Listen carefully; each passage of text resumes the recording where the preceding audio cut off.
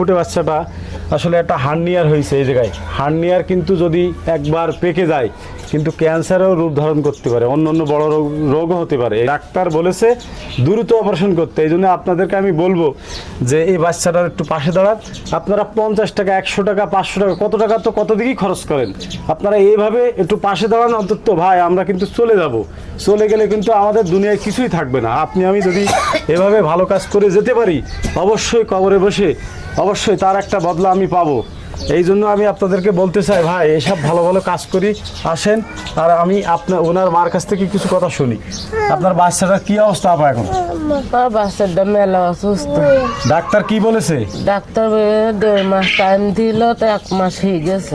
1.5 মাসের মধ্যে অপারেশন করতে হ্যাঁ, হয়েছে। হ্যাঁ। এখন আপনি দেশবাসীর উদ্দেশ্যে কি বলতে চান?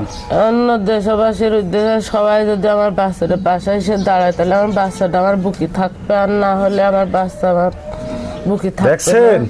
মা আকতি মিউজিক করছে। আমি আগের দিন ভিডিও করতে আসছিলাম কিন্তু কানতে পারছে না, কানতে গেলে কথা করতে পারছে না। এই জন্য বলবো যে আমাদেরও সন্তান আছে ভাই, আপনারা যারাই ভিডিওটা দেখবেন, না পারলেও অন্তত প্রচুর পরিমাণ শেয়ার করবেন।